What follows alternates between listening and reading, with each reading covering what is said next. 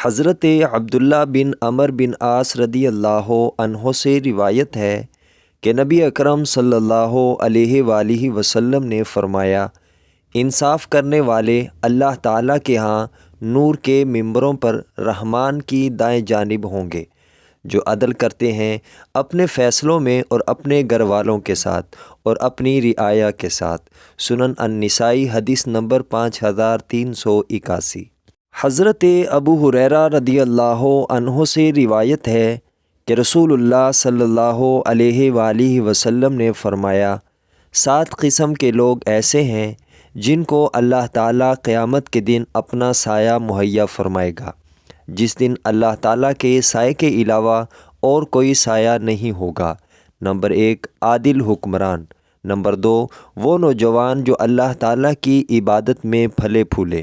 Number 3، جو شخص اللہ تعالیٰ کو تنہائی میں یاد کرے اور اس کی آنکھوں سے بے ساختہ آنسو بہہ نکلیں۔ نمبر 4، وہ آدمی جس کا دل مسجد میں اٹکا رہتا ہے۔ نمبر 5، وہ 2 شخص جو ایک دوسرے سے اللہ تعالیٰ کی خاطر محبت کریں۔ نمبر 6، وہ شخص جسے کوئی خوب رو اور معزز عورت برائی کی دعوت دے اور وہ کہہ دے کہ میں اللہ تعالیٰ سے ڈرتا ہوں۔ نمبر 7، وہ شخص جو اس قدر چھپا کر صدقہ کرے کہ اس کے بائیں ہاتھ کو بھی پتہ نہ چلے کہ دائیں ہاتھ نے کیا کیا ہے۔ سنن نسائی حدیث نمبر 5382۔